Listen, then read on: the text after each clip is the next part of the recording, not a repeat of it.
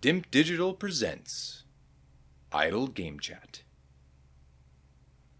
Cool.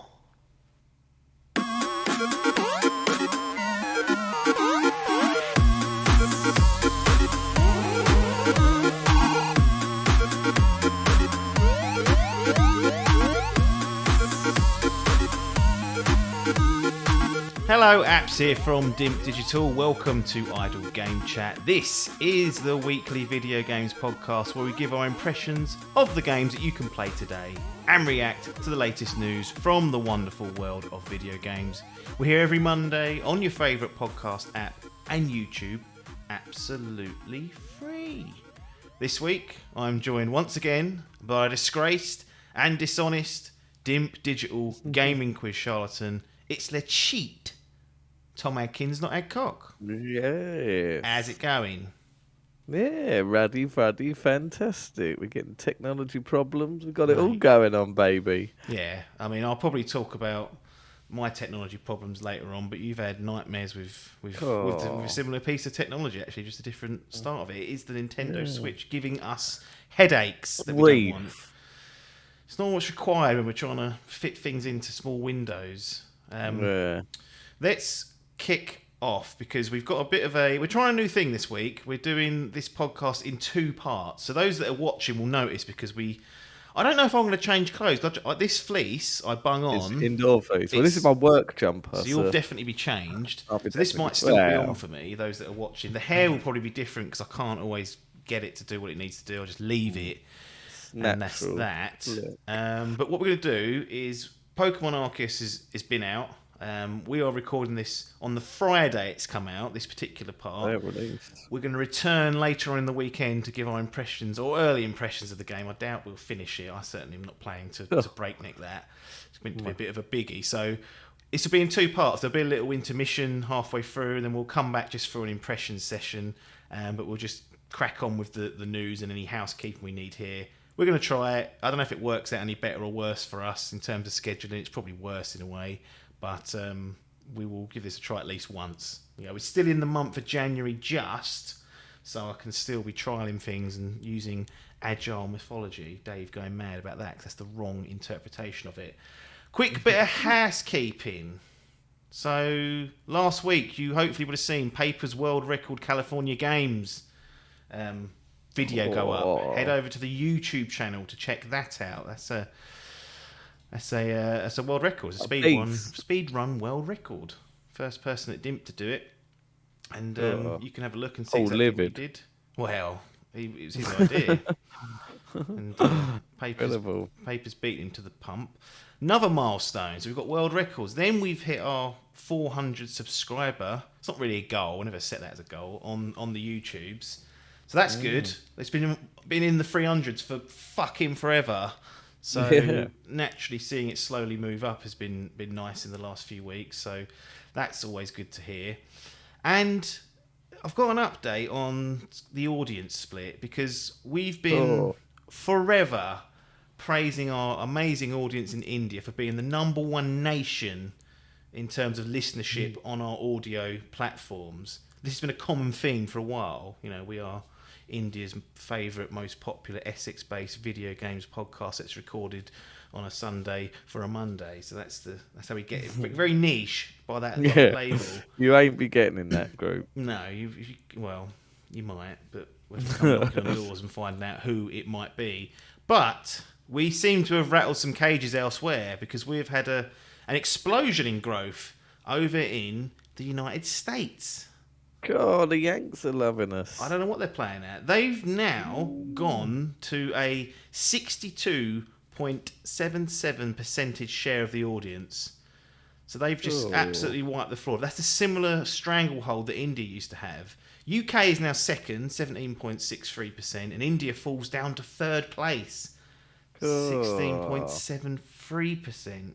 That don't make sense. That's more percentage. Anyway, they were third. Maybe I've got the numbers backwards, but hats off to the guys in the USA. I see you.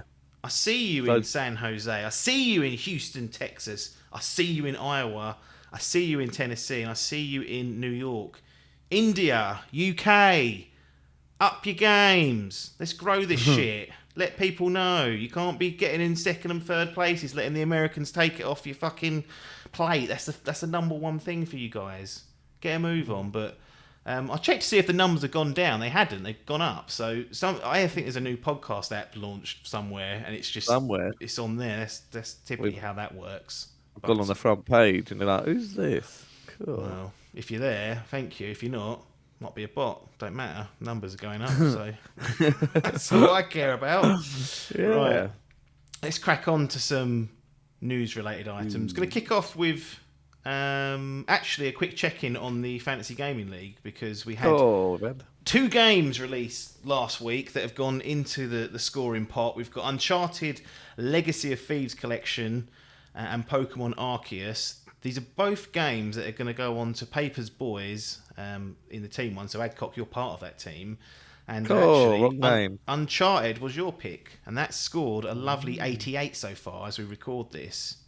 So, called me Adcock, but well, Adkins, not Adcock. That's the sort of what we can do. I was thinking about next week, because I think you're not here next week, are you? If I remember correctly. Yeah. So that's important to get on the podcast, because when I inevitably come moaning next week that Adkins didn't tell me he weren't around, I can't get out of it now because it's all been aired. But it's all been logged. I might try and get him next week. That's what I was thinking. I was thinking ahead, you see, sort of 4D chess like films. That's what we're up to.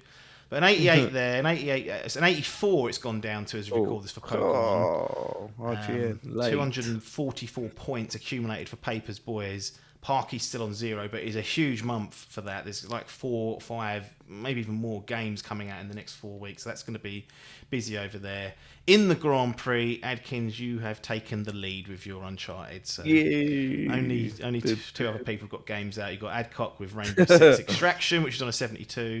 Logan's got his Pokemon Arceus on an 84, and you're there with an 88. So early days there, but busy. Rumour and innuendo we're going to kick off with. Last time I want to talk about this subject, unless something really significant comes out of the woodwork in the next few weeks or months, and I imagine we're going to get drip fed new bits of information. But it is Microsoft times Activision. It's this bloody acquisition that we spoke about last week. I went onto the Pixel Points podcast and sat there for 2 hours. I had to act like an adult, sort of try and pretend like I knew what I was talking about. You know, I was going to listen to other people's podcasts in my ears so I could just copy what they were saying, but I couldn't even organise that, so I had to go with my own thoughts. It was a nightmare. So we've been talking a lot about this, as the entire industry have. Pretty much every single podcast has went diving into it last week, which it was a big bit of news. We got a little bit of an update in the past week or so. So according to Jason Schreier at Bloomberg, so that's why it's in the rumour and innuendo section. This is not coming out of either Microsoft or Activision. This is reporting behind the scenes by Mr. Schreier. He states that the next 2 Call of Duty mainline entries will still be coming to PlayStation due to existing agreements in place. So we expect the yearly sort of franchise version of the game to appear on PlayStation until 2023 at least. And the other game that's being populated and coming out onto the PlayStation system will be it seems to be a follow-up or a sequel to Warzone 2, or Warzone, sorry. I don't know what it's going to be called, but it's being touted as Warzone 2. And this appears to be a bit of a clean slate, so they're going to be cutting off the old, the last gen boys, and this Warzone 2 will be forward compatible only. So that's a subject in itself, which I may say for a future Logan to try and pick through the bones of how that's going to work in a free-to-play game. But that's providing the reporting is accurate. I've no real reason to doubt that this is correct. But PlayStation 2023, they're going to have the mainline Call of Duty, and 2024, in theory, could be the first year in which it is Microsoft only. We don't know what they're going to do with it, but if we work off the assumption they will make it exclusive, then that would be the first year they can really hammer that point home. What do you make of this? Is this a bit of a... I mean, we kind of expected something like this. We didn't know. Is this longer or shorter than you was anticipating? Well, it's pretty... They seem to be getting some more information out quicker than I expected, to be honest. I thought that was it. They're going to chuck this news out that the acquisition's happened. And we ain't going to earn nothing at all for the next sort of 6 months or whatever. So it's nice to hear that they're actually going back and clarifying questions that are being asked. It's funny you said that, because after last week's podcast where we discussed it, was it that one? Yeah, it was last week, wasn't it? I think you made the thing about you could see them dropping the yearly releases, and that's something I saw reported. Like, I can't remember who it was. There's Someone been in a few places that have suggested that's. It seems like that's what a lot of the. Don't know. Some of the studios or people that work in those studios would like the idea of that, rather than being on this sort of treadmill of having to get a Call of Duty out. Although, to be fair, I mean, the way they've got it set up is they do have 3 studios that use 3-year cycles, but still, it sounds like people may be jaded by that, and I don't blame them. I mean, how long has Call of Duty been running now? Close to 20 years, if not more. It's absurd. Yeah, it definitely does seem. No, Jim's playing his cards. Not Jim. Phil's playing his cards close to his chest. Is this a bit of a let-off for Jim? He's got a couple of years now. Yeah, he's got a couple of years to sort himself out. So I think I read the next 3, it said. So yeah, I assume they're thinking of the 24th, 2024's version will come. 3 games, 2 yearly ones, and then the Warzone's the 3rd. Oh, is it Warzone the third game? Yeah, so the Warzone's will be the 3rd one that will be appearing on PlayStation. So that's the deal. Oh, I see. That's counted. Because initially I thought that, and I was like, well, that's like 2025. It's miles down the road. So yeah, but I can. Like, I think Logan said it the other week, and you don't be spending that sort of dough whilst your fucking competitors they're sniffing. But they've got to sort these deals. These deals are done, so that they've is gonna them, which is agreed upon. And yeah, we'll see where it goes. But yeah, I can see. I mean, it would be such a huge win for them if the Blue Bloods will be crying if they was to make this a full exclusive. Yeah. I hope they don't. It would be a shame, I suppose, for everyone. Not me. Fuck I'm not 'em. bothered. I don't blame. But But that old took 4. yeah. The one I want to see if it is Elder Scrolls. I want to see if that's going to be... If that goes thing, I can see them doing COD. I think even though it's big. I can't see any reason why they wouldn't with Elder Scrolls, but things can change. Yeah. We've discussed things like, could Game Pass appear on PlayStation in some form, and that's how you get hold of those games.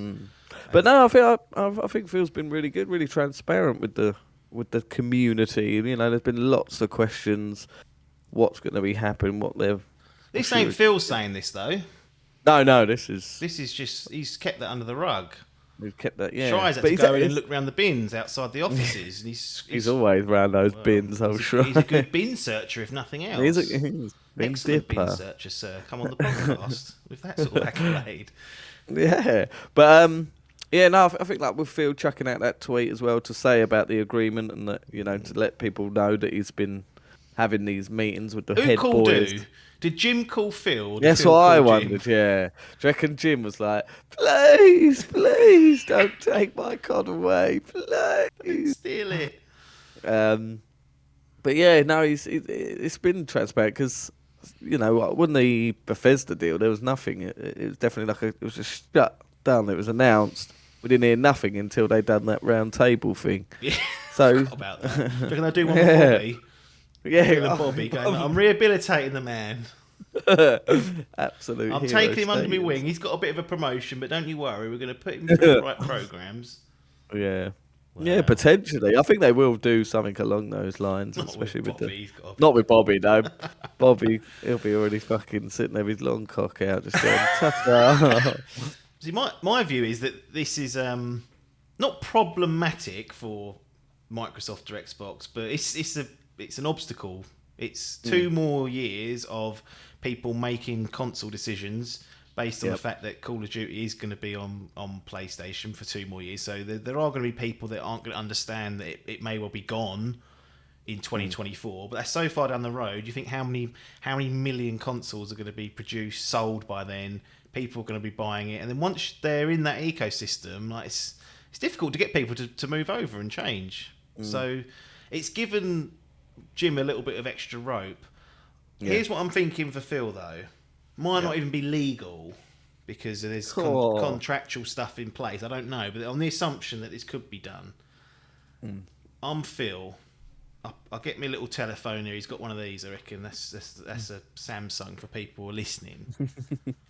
I've got speed dial set up here. I've got Bobby on there now because we're going to be working going forward maybe for one day till I sack you. Anyway, I think fuck me. I've got another 2.5 years to negotiate and go through these muddy waters about people thinking that I can't call COD away from those blue bloods. I need them to know that Xbox is the place to play Call of Duty. I think, right, we're not officially working together with Activision yet. We can't meld things together until the acquisition's done. But we are two independent companies still. So I'm gonna give Bobby a quick call. So he gets on the phone. He's like, ring ring. And he's like, Robert, you old slag. It's the Spence-Meister General. Here's what I've been thinking, mate. I know that we've got to, at some point, get rid of you. We're going to be releasing you. We know that's coming. That's heavily been reported. But I need people to know that Call of Duty is the place for Microsoft and Xbox is the place for Call of Duty going forward. Not in 2.5 fucking years. Here's my little plan. I come to you as Xbox, as Microsoft Game, whatever you want to call me, independent company, and I say, how much would it be to put Call of Duty on Game Pass, Robert? 1 billion. Yeah, and you just say yes to that because we'll work it out at the end. You take my 1 billion, you put it in the safe, and then I come and collect it in a couple of years when the merger's done. How about we do that? How about we start the ball rolling with some Game Pass and Call of Duty? Then we'll get people over early doors, and then Jim will be coming back crying on his knees going, I need it. What do you think, Robert? Oh. Could that happen in the next couple of years? Could potentially, yeah. Just to start the messaging. Yeah. No, I don't know if they can because they may not be able to strike a deal like that because they're going to merge. No. But you think if they spoke, because before this happened, that could have happened. Easily, yeah. Phil would have had to pay big bucks, but he absolutely could have approached Activision and gone, chuck it on Game Pass. There's whatever it is.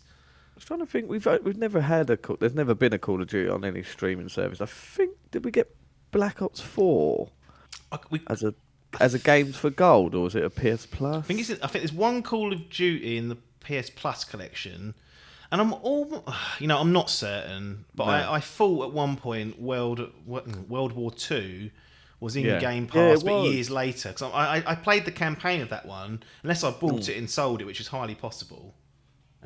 Potentially, definitely, there's been some sort of Games for Gold and a PS Plus, I think. So I think that wouldn't be a sad. I think Jim will listen to this podcast as he's friend of the show. Phil's obviously friend of the show, so he's giving you an idea again, Phil. So I don't know how many times you've got to keep making my ideas. Bobby, that'll be the Houston, Texas statistics you got earlier. That'll be him listening from his office. Yeah, so I assume so. He's a white racist man. I'm assuming he's racist. They all live in Texas. That's an allegation, not even one that's been made publicly, but that's I'm making it right now. So I could see that happening definitely, and I think that would be a good avenue to start the ball rolling. Like you say, the legality of it would be the real thing. Sony might have already said to Activision in whatever agreement they've got now, this can't go on Game Pass. That would not surprise me, given some of the things we kind of know about how Sony can operate. Yeah. So there's potentially that might not even be an option. If there's even if there is just nothing blocking it, I just can't see why they wouldn't do this, because it's all going to be wooden money at the end of the day. It's all going to find its way back into Microsoft, and it'll sort of jumpstart the Call of Duty train on the Xbox side. So that's what I think. Yeah, I can definitely. I can see them starting and then moving on. Moving on. Start with I suppose the PlayStation will still have these deals, but these exclusive DLC first deals sort of thing. I'm sure they're probably going, but maybe I can see Phil pushing a couple of them under, so it gets the green bloods going. Oh, here we go. Yeah, or even people that are thinking, they're like, oh, Xbox has got this Call of Duty on Game Pass. I was going to buy the PS5, but that's there. If they can do it, I'd say do it. But I will. I think that'll be it. Unless something groundbreaking comes out of this acquisition, because it's going to go on for 18 months ish. Perhaps shorter. Hopefully it is, because it's all overhanging garbage, but. It's going to be a while, and the amount of theories and stuff. God, the last couple of weeks though, some of the shit people, like the console wars. I remember I made a video last year on YouTube saying, "Oh, the console wars are bubbling again." Fuck, it's not bubbling. That's it. The knives are out. It's fucking blown. Absolute horseshit being peddled. That was the one thing I took out of the last couple of weeks. Complete garbage. Like the desperation on people's breath from both sides. Like, shut up. Fucking hell. Anyway, I hope that won't simmer down. This has only made it worse. And oh god, we saw that there was a clip from Horizon on a gameplay trailer, and they're showing the bit where where you like go on those tool necks and you wrap them down. Using someone had gone on there and gone, oh look, cut and paste, because it uses the same animation from the original. It's like that fucking boat animation that Kratos was using in the new one. I was like, oh god, are we really going down this path already? Yeah. It's the trouble when you have two competitive brands. All the fucking green and blue bloods are out fucking fighting each other. And then later on, we got fucking Nintendo sitting there doing what they're doing. Pokemon, which we'll find out about later. Yeah. Right. Last of that, and then maybe I'll have Logan on to talk about Call of Duty in particular. Yeah, it'd be interesting. Certainly. There's rumours that Battlefield's going free to play as well, isn't there? Yeah. Getting sniffed on that, which is, I can see that, like, after Halo, I just don't get, that game is doomed. Yeah. So yeah, probably best for the thing. But yeah, get our resident ref on, our resident FPS ref. See what he's got to say. Last point before we transition out. EA confirms 3 Respawn Star Wars games, including a Jedi Fallen Order sequel. The publisher is also working on a first-person shooter and strategy game, so you're more of a Star Wars man than me. What's that, sorry? What's that? When I came on here, I saw something on Facebook or something, Twitter. Was it a game that was just announced? A name? Old Republic or something? Oh. Was that? I don't know if that's the strategy game. Maybe they're going, or was that a new online game? Don't know where I saw it, but it's one of those things I'm never going to be able to find. If again. it's off a lad Bible, then or gaming Bible, probably it ain't gaming true. Bible. That is. No. Well, this is what can happen. Anyway, the stuff that has been confirmed by EA is that they're going to... The main thing for me is they're doing a Star Wars Jedi Fallen Order sequel, because I did enjoy that first one. 6 hours ago. Go on. Star Wars The Old Republic Legacy of the Sith gets a new storage. Oh, is this just DLC for the Old Republic? Don't worry. It's nothing. What I've learned is when you go off of these tangents, I'm better off just talking and then letting you find it and then coming back and reporting that it was not that. Yeah. I just see things and I go, oh, that's that. Done. That's no evidence there. Just I read something and take that as read and go, yep, that's it. But yeah, no. Yes, I am a huge Star Wars fan, as you can all see. Fucking array this stuff up here as well. But yes, huge news. We knew a sequel to Fallen Order. Well, we thought likely, and now we have the confirmation, which is brilliant. Cause I fucking loved that game. It was awesome. What was the other one? A new first-person shooter, wasn't it? Yeah, a strategy game. So the first person one, I'm hoping that's the team that done Titanfall. So, with a bit of luck, it could be Titanfall. Titanfall Part 3, Mechs in Star Wars. Let's have a look. Video Games Chronicle. Firstly, a new Star Wars first-person shooter game is being helmed by former LucasArts veteran and Medal of Honor co-creator Pieper Hirschman, who had previously worked on the original Battlefront games, The Force Unleashed, and more. And he's recently done that VR title, Medal of Honor Above and Beyond. Respawn's third Star Wars project is a strategy game developed through the production and calibration with Bit Reactor, which is a new studio formed by veterans of XCOM and Civilization studio for Axis Games. So they've got some good pedigree in, and the great thing about these 3 games are that we've got Fallen Order coming, but they're all being helmed by Respawn, which have been pretty fucking good studios. Since they first piped up with Titanfall, really, they've been smashing it out the park. Then when EA bought them, I was a bit like, right, they're going to ruin them. But they are growing in EA, and they're clearly got a lot of influence, and they're hopefully going to have 3 cracking Star Wars games there. Where's that Hennig at the minute? Well, I thought she was working on that Forspoken. Yeah. I don't know if she's doing anything else, but Skydance, New Media.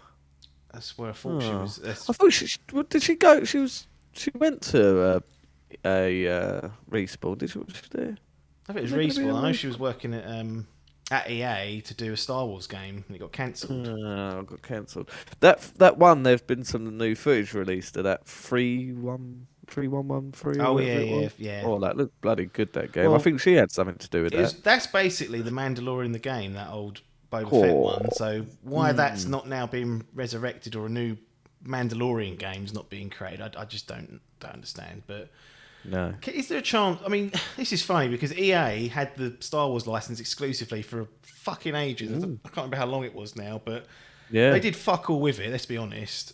Yeah, they're lucky to get Fallen Order out of it. 2 Battlefront games which were a bit, and then just crapped all over it. Since it's gone like open license, they're now touting 3 more games using it. It's like, got asses in gears. Are we going to get fatigued by this Star Wars nonsense, though? Potentially, because we've also got the Ubisoft game coming as well, haven't we? Yeah. So, I don't know though, but because new stuff comes out and it gets me all the time, but.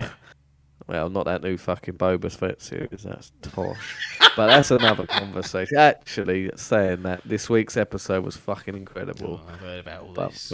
That's a different just reason. Watch fucking 8 hours of crap, and then one of them pulls it out of the bag for them. Come on. Yeah, come on, boys. But yes, I think there could potentially be. But yeah, that's 4 games we know of at least. I don't know what else Ubisoft are doing. Crystal Dynamics, what are they up to? Get a game out, will you? You get a one fucking out as well. Star Wars out. So yeah, there is potential that we could be getting. Or could you just play every Star Wars game and not be ever Knights of the Old Republic? That's years away as well. This is the thing, yeah. See, I'm KOTOR. We got the remake, haven't we?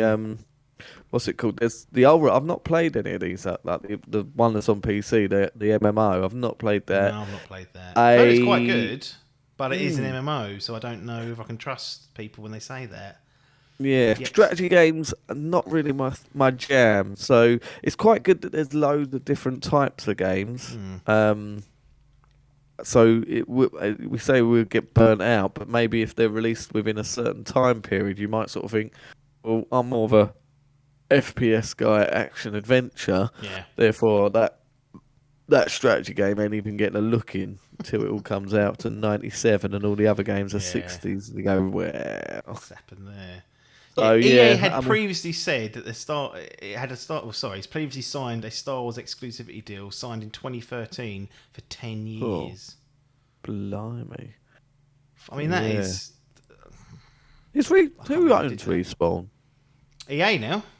Oh, it is EA. Yeah. Right. And that was when that happened. I was a bit like, well, that's clearly going to go wrong. But to be fair, they are. I mean, Vince Zampella, who's the co-founder of Respawn, he was the guy who was at Infinity Ward that helped get Call of Duty 4 Modern Warfare out. So big cheese, and then co-founded Respawn. He's gone over. I think they were saying this was weeks ago. He's now going to be overseeing DICE and the Battlefield franchise. So clearly he's been that Respawn team, the leaders within that team are within EA are having hopefully will have a positive rippling effect across the other studios, because we just had that, you mentioned it earlier, Battlefield 2042, and that series shouldn't be that poor. I mean, if it's a yearly franchise, you kind of say, well, you're going to have a shit one, like a real bad one now and again, but that's been in development for years. So I'm hoping that the influence at Respawn sort of reverberates through EA, and they can get some good games out, because got some half decent stuff in the can with the Dead Space remake as well, and don't know what BioWare or Dragon Age 4 looks like that's coming not till next year now, so hopefully they can get that right. Who knows? This might be a start where EA can turn the screw a little bit, because they do have their wobbles, and Vince and the Respawn crew sort of expanding within that publisher is only going to be good news in my view, but we will see. Yeah. Right. we're going to take a very small intermission. We're actually going to be coming back in a few days to do this, but we're going to speak and give you our opening impressions, a weekend with Pokemon Legends Arceus. So we're going to pump some hours into that and pop back. So we'll see you on the other side.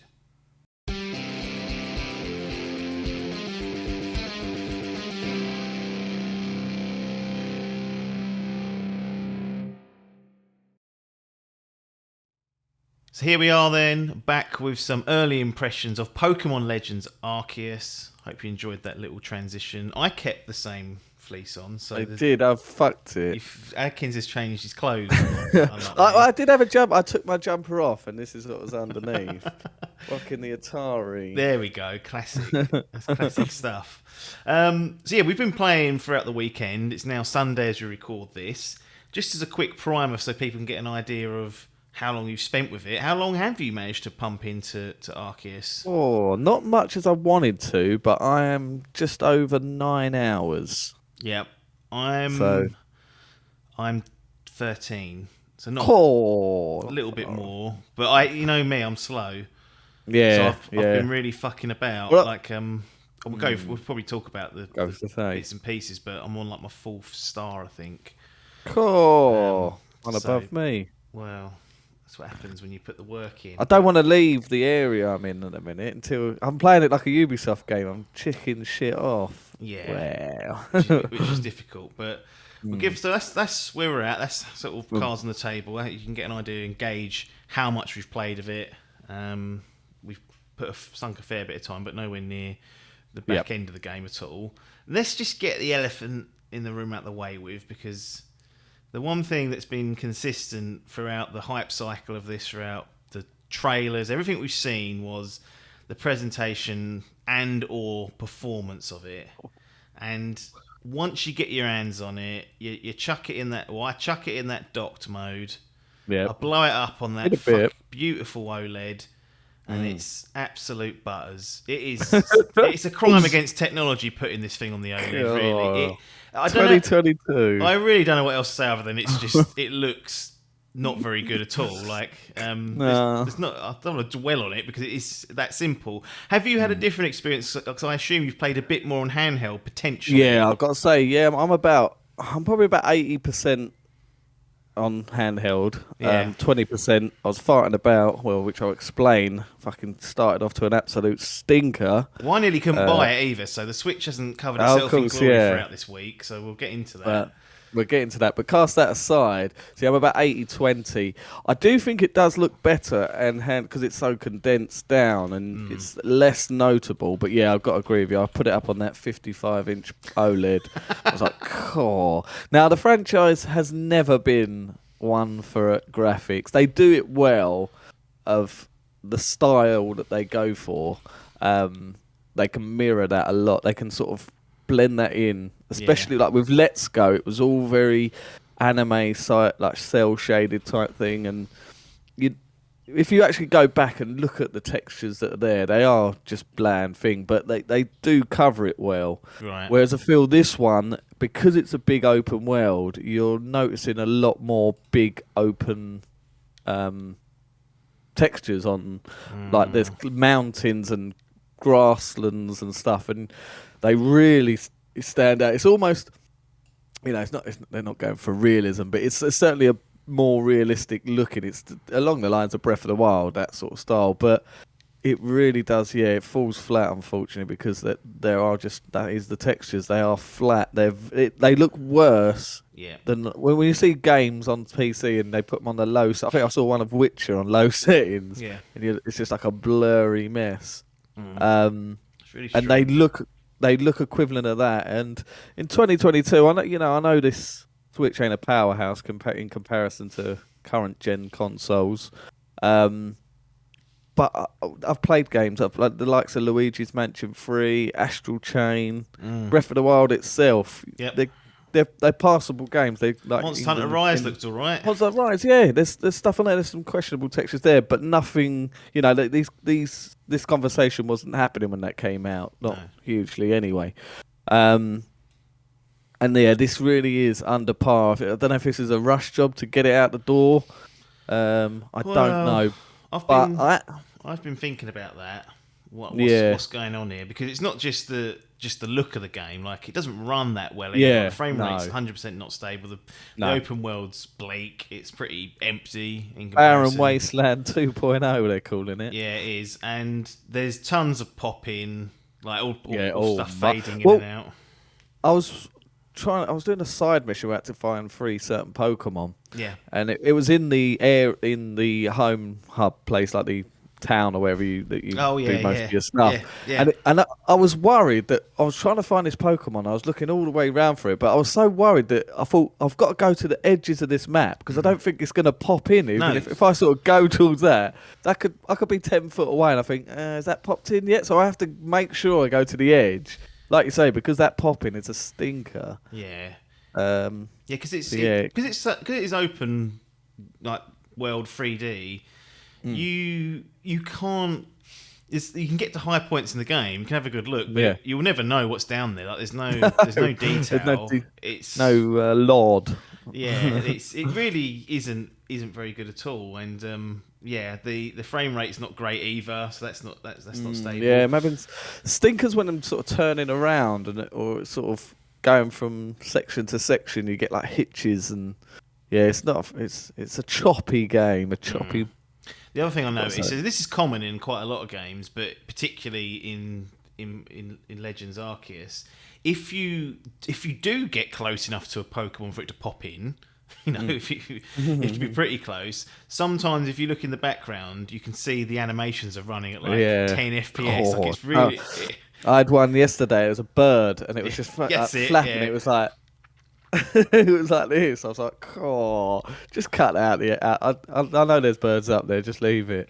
Yes. Yeah, that is a stinker. Yeah, and I was just about to make the point, like wondering why it's like this. And the only thing, I don't think it's laziness. I truly don't think it is. I just think that Game Freak themselves, particularly with the Pokemon games, if you look historically, they've pretty much always been handheld. Yeah. So they've been on 3DS before the Switch, and you get away with that sort of stuff there. There's no need to have it, greatly detailed. It's on a much smaller screen. And one of the things that I certainly was championing this. Oh, we're going to have the Switch and no sort of parallel handheld unit. So all the Nintendo stuff's going to come down this one funnel. It's all going to be on Switch, and we're going to get all the great games and not have to buy a separate device. This is what happens.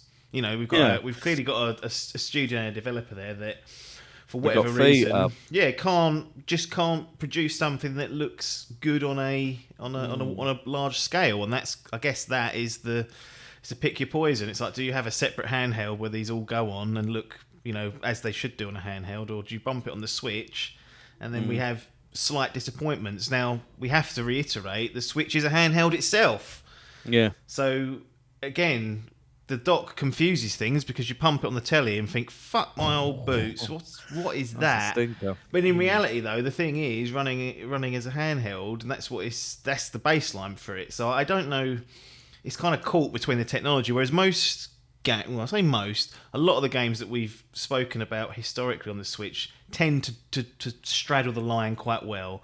Like, it looks good in handheld, like most stuff does. Yeah. And if you put it on the TV, it looks acceptable. It's kind of always been the stance, with a few standouts, like you said, Luigi's Mansion in particular look pretty good. I just think it's just Game Freak aren't really up to the job for the visuals and the performance. I think this is a new engine, isn't it, that they've tested on this one? I believe so, because I'm pretty sure, like, Let's Go and Sword, maybe even Sword might have been on a new engine. I'm not sure. I know that they were just up-res 3DS engines that they were using, because you go back to those Sun and Moon and X and Y or whatever it is, and you wouldn't be able to, other than enhanced resolution, you wouldn't be able to tell the difference between even the same backgrounds for when they're fighting and stuff. Yeah.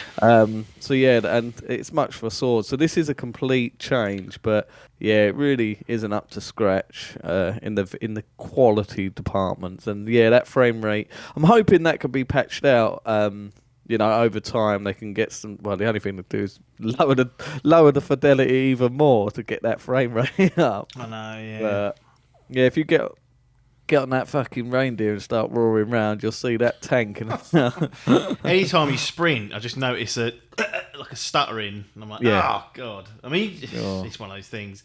We've been spoiled this gen. This is the trouble. We're so clued up now on this 60 and 120 hertz with these new consoles.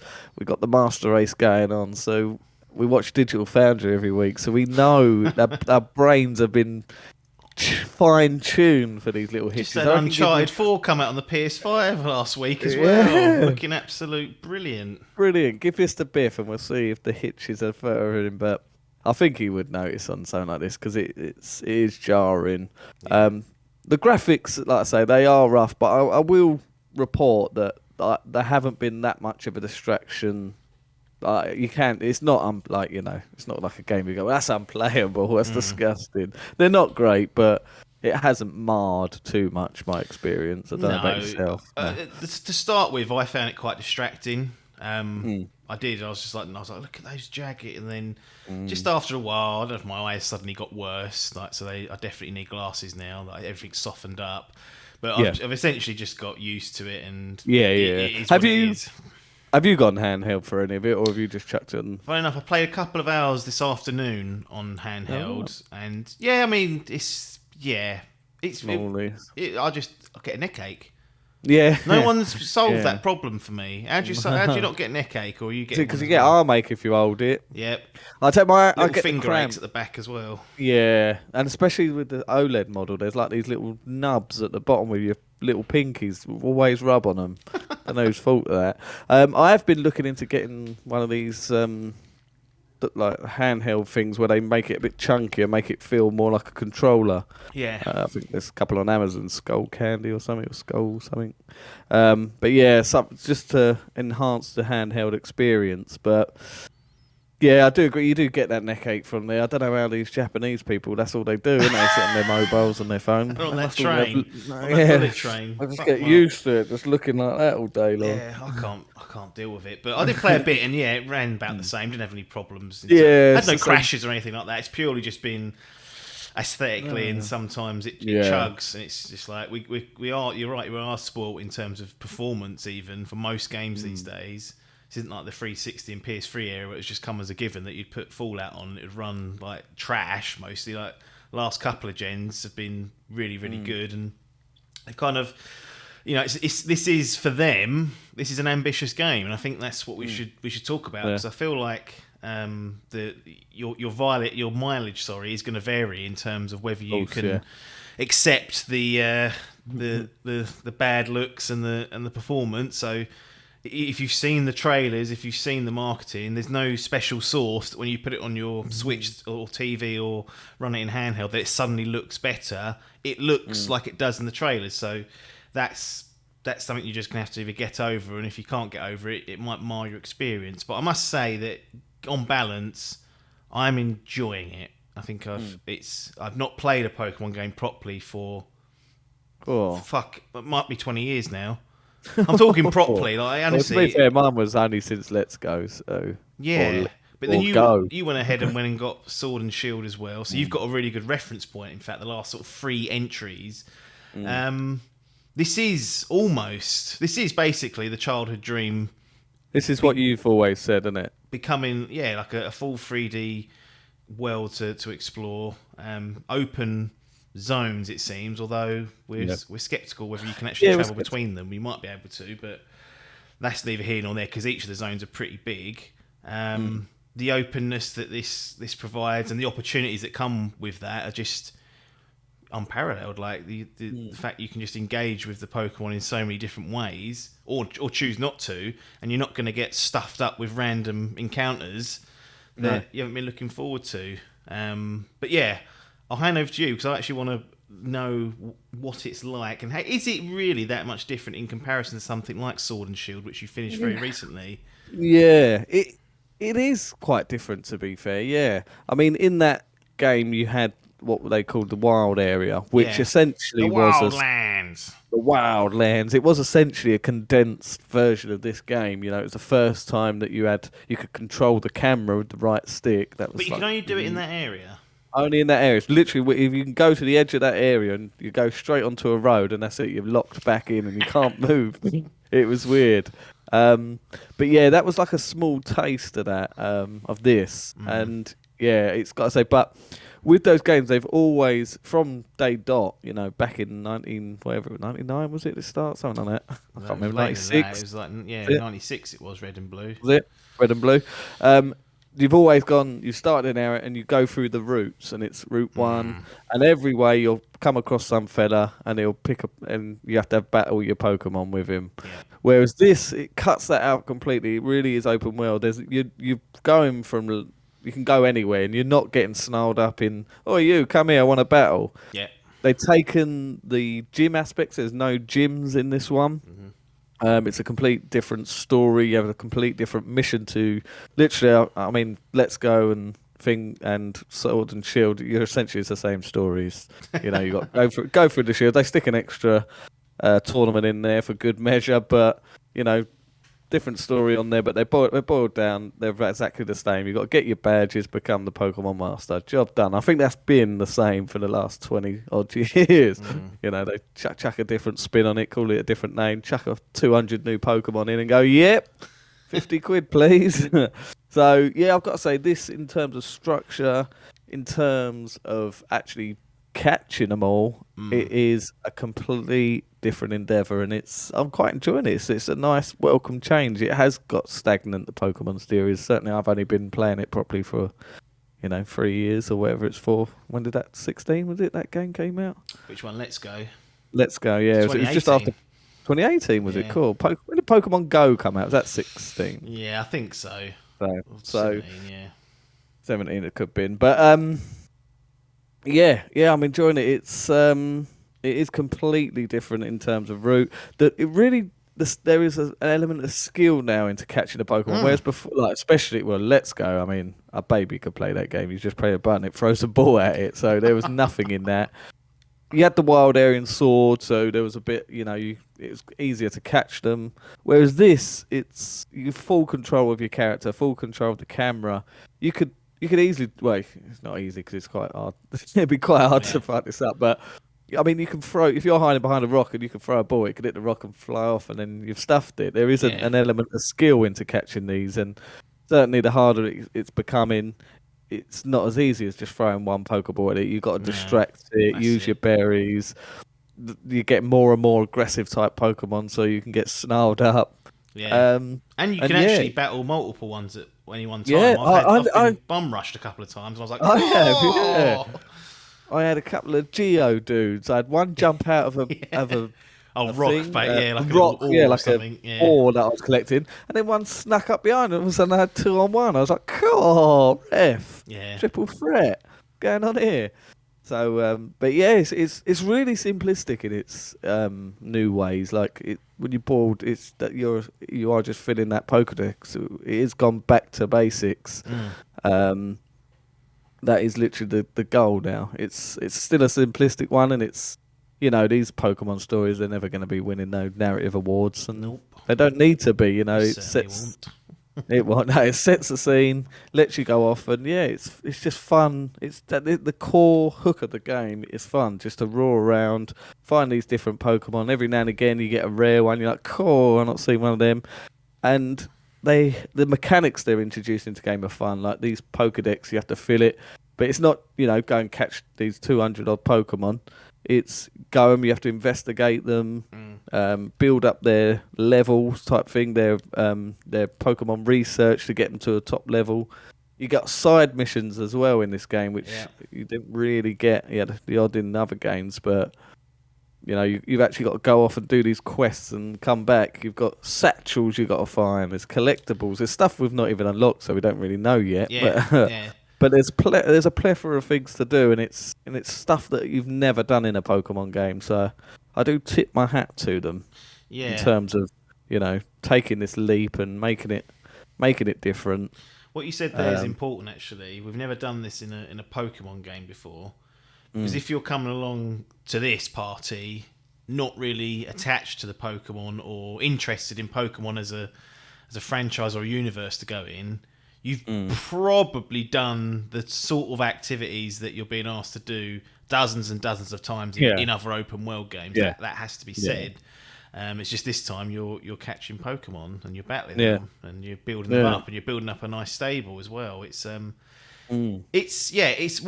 skeleton of what I was after, really, because there is honestly there's a litany of things that you could improve. Just visuals is one of them. The fact that you can't display multiple quest icons or multiple quest objectives just on the screen, so you're forever fumbling around in the journal thinking, right, where do I go next? It doesn't even, if you've got a quest to hand in, it won't even put the fucking marker on unless you've selected that quest, so you have to manually manage that. There is some what they call it, quality of life features.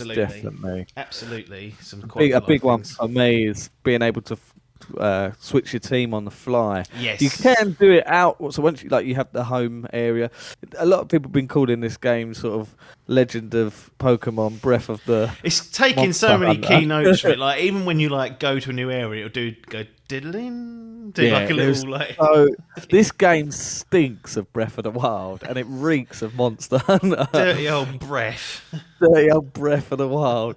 There was even one bit. It was like a bit of typing. It says something about the calamity of something. It does say I was like, who's put that in? Come on, calamity. Yeah, it did. Maybe there's a twist where it's all linked, and then Zelda and Link will come out and be like, "Oh, they won't."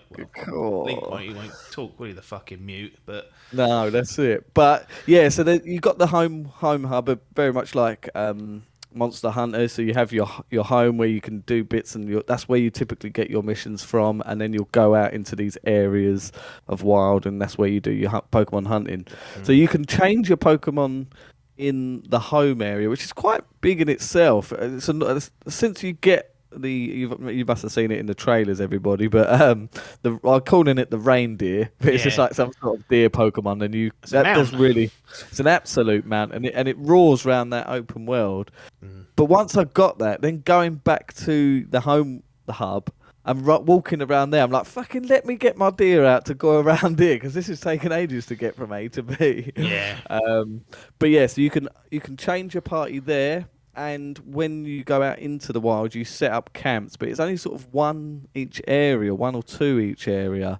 And you can change your Pokemon there. But say if I go out into the open world and I'm going, 400 yards off or something, and I see a Pokemon and I think, cool, that's a type I haven't got something there. I can't then choose a Pokemon to add to my party. I have to go back to the camp to change it and then go back to him. That's really getting up my botherance. Yeah, it's a pain because you just bump into stuff. It's not random.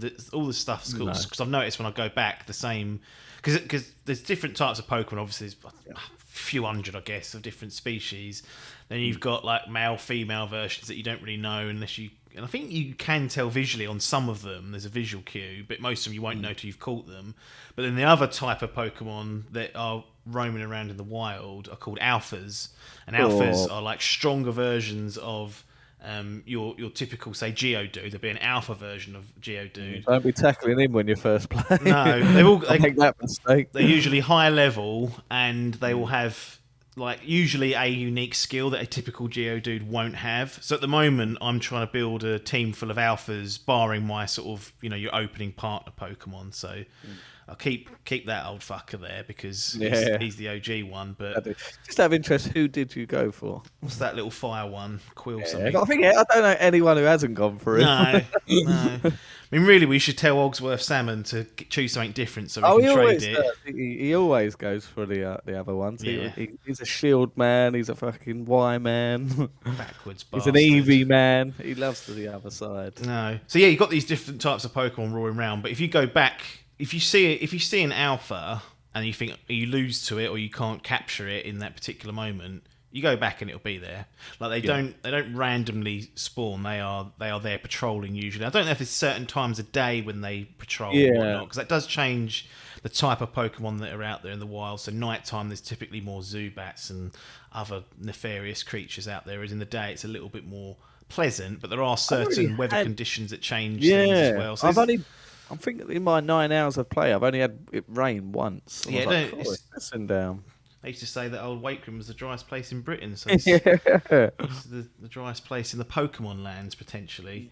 But yeah, what I guess above all else is that the seamless kind of transition between exploring, so you'll be wandering around in the world, collecting resources. You can just throw a Pokemon out to collect the resource for you, so that's really handy. Like you'll run past and see some, like, I don't know, iron ore or whatever it's called in this, chuck your Pokemon out, it'll collect it for you, and then it'll get a little bit of leveling as well, get some XP for that.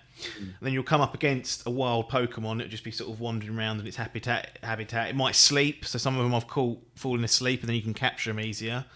But you can sneak up on it. You can throw the Pokeball at it when it's unaware, and that'll hit it, and there's a chance that you'll be able to capture it there.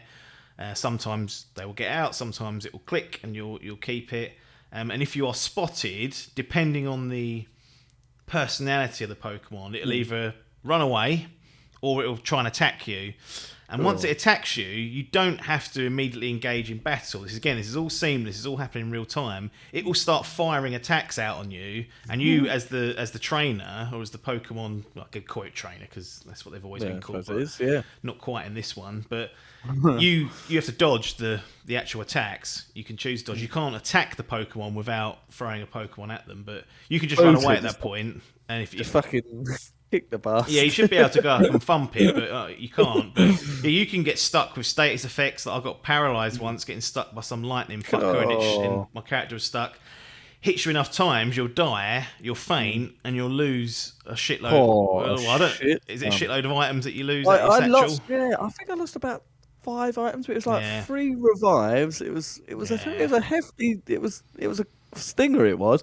I did realise that because there's satchels you can go, and that's what you lose. And I lost mine, and someone collected it. I haven't noticed if I've got everything back. I don't think you do. 'Cause there would be no punishment then, because typically someone's going to go and find it. But maybe you get some back. But yeah, I've got to say I was like, cool, and so far, like typically with Pokemon games, the very start of the game and intro is quite an easy game, and so far it's not been a challenge to it. But what I do have one death to my name, and that was I was just wanting to see what the full damage was on that reindeer, and I leapt off a cliff and just hit the deck and died the screen immediately. went to black. I was like, oh right, so he can't be jumping off cliffs like that then. No, it's kind of crying out for a Breath of the Wild glider. I said, that would be really handy. But yeah, you can die out in the open world. You pass out, and then you lose items in your satchel. So that's all. The battling side, you can initiate by throwing the Pokemon out. You initiate that by holding the right bumper, I think, or was it right trigger? I can't remember which one. Chuck it out and then that'll initiate the sort of traditional turn-based combat. But that's all seamless. There's no. It's incredible. It's always been the Pokemon way. You see a Pokemon, you chuck it, screen cuts to black. You end up in a generic background that's sometimes not even the same place as where you are. Weather's gone. Weather's gone, and you're battle your Pokemon. Whereas now, this is like you say, seamless on the dot. You could get, and like I say, dynamically it could change to a 1-on-1 battle to a 2-on-1. I'll be interested to know if you got because I've noticed there's another thing as well. You get these sections called outbreaks, where it's like it's a certain Pokemon there'll be like a few of them there, and I think that's a good area where you can get an increased chance to get a shiny. But that's another conversation for another day. But you get something like that, and I just wonder if you get into a fight there where I think that I got one and it was like EVs, and there was about at least 5 or 6 of them in a row, and I was like, cool. I wonder if I get stuck if I've got to take all 5 of them on at once. Yeah, not sure that Switch will be able to cope with that. But... No, I've had 3 attack me at once. Cool. 3, I don't know if it goes any higher than that. That's the kind of the top end of that number, but. No, it's not without its issues. Obviously, it definitely is rough around the edges and has a visual style that's not even charming. Which is what if you catch people saying charming in the reviews, they're talking bollocks. It's not. It's not like one of these indie games that isn't like photorealistic. It's got a nice art style. This is just a bit of a like I said at the start, it's butters. I do like the art style they've gone for, but it's just like an unfinished art style. I can see what they're going for, that sort of anime-esque. It's pretty much cell shaded, but not with the finish article. And then I'd say they've gone for that Breath of the Wild style, but they really have fell short. It's just so much flat, barren wasteland. And it really has fallen flat. And sort of, but somebody I'll see a couple of pictures of comparisons to like the old Pokemon and that, and just by having like an outline on them, they've taken the outlines away to get away from that cell shaded look, and it does make it look a little bit butters. Yeah, they should have perhaps considered keeping that, but it is what it is. I think I'd be interested to dig into it more. I feel like I've done a lot. I've spent a lot of hours into it, but it's still new things are popping up and new little tiny tutorials and new different types of things to do. So I think if you want to go full whack on this one, it's going to be a long game. And then we'll see how long that sort of the main quest and whatnot take. But I'm enjoying it despite its faults, I guess is the best way to put it. It's not. Yeah. It's definitely not going down that road of like it's ticking all the boxes, because it just isn't. But this is the only thing that's ever going to get me to play a Pokemon game, and it's about what I expected in terms of like the visual side once I'd seen the trailers. But it's delivering kind of what I want in the gameplay loop. So for now, I'm enjoying it. Like there is a lot of times time's just gone zip. I've been sitting there playing it for 3 hours, and I think, bloody hell, I haven't even done anything useful. I've just been pottering about, catching as many Pokemon as I can. I do wonder if I'm going to get fatigued, just because. Well, this is a concern of mine after pumping 30 odd hours or 35 hours into Sword, straight off the back of that coming into this. Yeah. So I don't know. I think you could probably mainline it, and it maybe not. But come back. How are you getting on with the lack of voice acting? To be honest, it's not ideal, but the story itself, from what I've witnessed so far, isn't, again, not even close to awards. So it's kind of like, at least I can read through it briskly, whereas if I had to sit there and listen to some badly voice acted and delivered lines, I'd be like, this is even worse. I think actually it's the lesser of two evils. I mean, again, 2022, you think, well, maybe that should have voice acting, but it's baby steps with this franchise. It really is, and this is obviously a new direction. And I'm looking forward to digging into it some more. I feel like I've got a real good understanding of the loops, at least, and I'm enjoying those loops. It's just how long they hold up for. But just before we cut down, unless you've got anything else to say on the game, I just wanted to mention my debacle. Well, I was going to move on to the tech issues. Right, okay. Yeah. So the game itself done well. Not the game itself actually, because Adkins did have a bit of a stinker when he first booted it up. So he's got his shiny new OLED there. Explain. Shiny new OLED, right. So explain yourself. Explain. I thought it was a bug, and it still seems like it is. But basically, straight off the bat, you're introduced into the world, and then you have to run up this beach or whatever.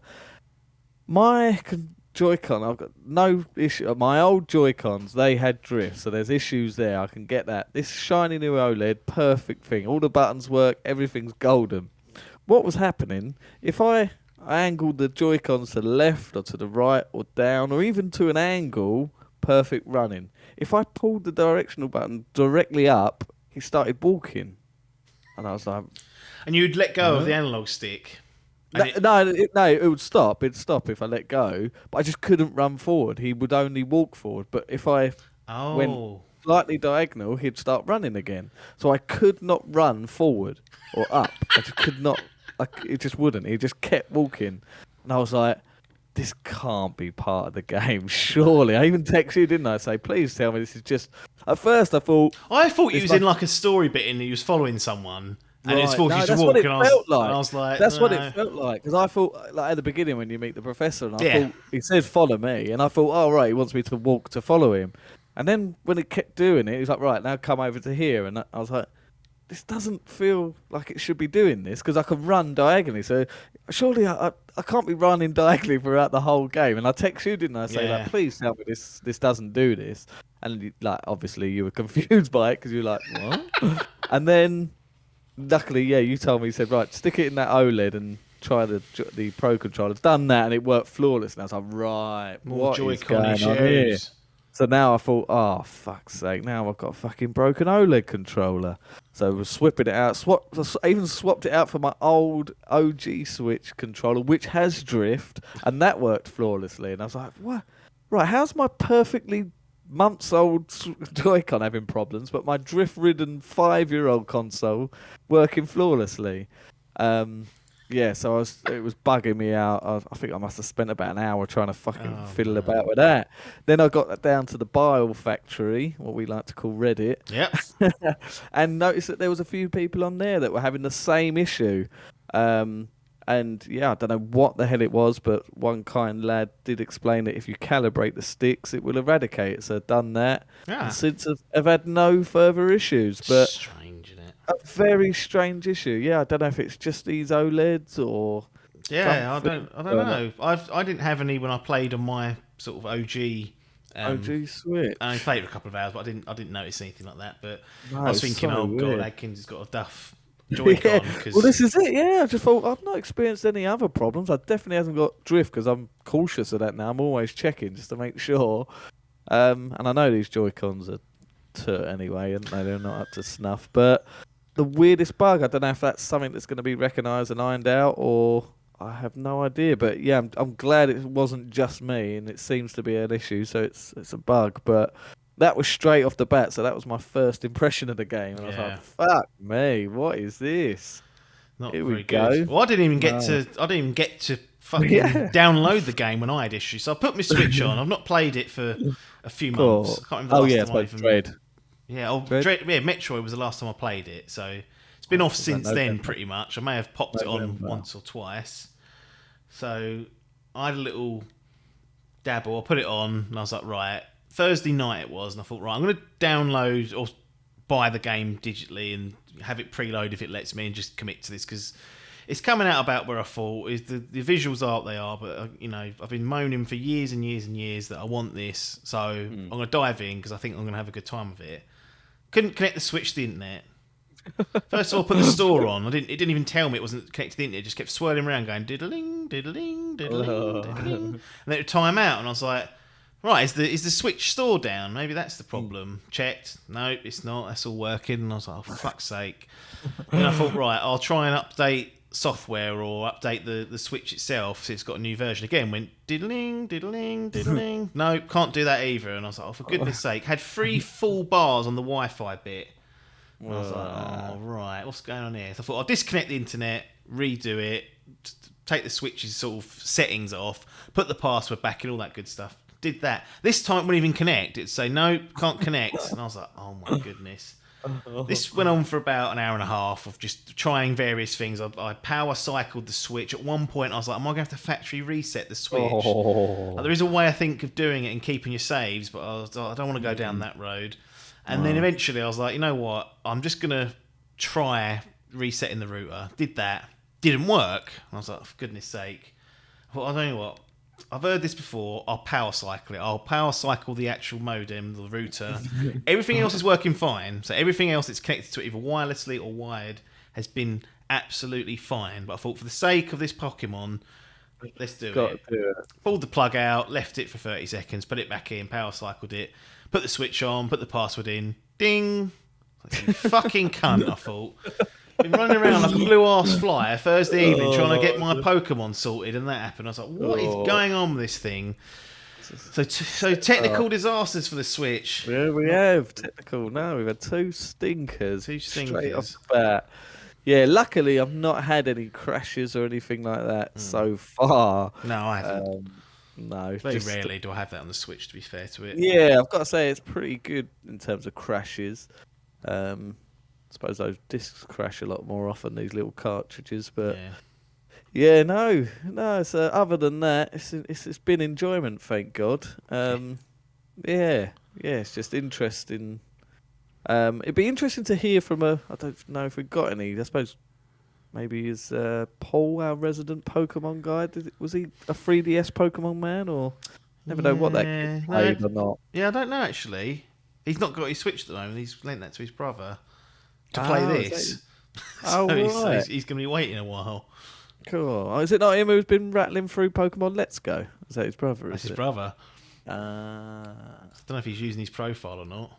But... Yeah, I think he has. It's smashed that out. Oh, I suppose there's no achievements attached to it, so it doesn't matter. But I still wouldn't tolerate it on my profile. No, I wouldn't. No. So Cliff Notes is that if you like the look of this and you've been waiting for it, it's there. It's a skeleton of what could be, and there's some, it's clumsy at times. It's not completely refined and whatnot. Hopefully, this will be a good first step. But if you can get past the visual as well, have a little gamble. Yeah, Sword and Shield with its Wildland was like a 0.5. This game's like the 0.8 of the full fat Apps' dream. I think Pokemon Legends Arceus 2 could be the real daddy if we get fully immersive, full fat open world, full fat visuals on a Switch 2 4K. Don't even need 4K. 4K. 1K. 1K 1080p would be nice. 1080p. Mission objectives that we can select multiple missions. Chuck a little bit of voice acting in there for good measure. Yeah. So far, the customization's not been great either in terms of what you can do with your characters. It looks like Ryu at the minute. Yeah, no, there's stuff they can do to enhance it, but it's a promising step. I guess we'll come back when we finished it and report in, because our opinion, we may well have got bored or something later on. The game may have fucked us off, but we will come back once we've actually finished it. But I think we'll call and start to log off for this week, and we'll let everyone go. But again, if you've made it this far, thank you for joining us. And if you're watching, if you're listening, wherever you may be, that's great. We appreciate having you on board. If you want to support, you may go to patreon.com/Dimp Digital to do that and join the community. Give that a little try, and you'll be getting some early access. Getting some early access. It's well, not every week, but it's there sometimes. Nothing more for us to say here, though, other than thanks for your time and ta-da.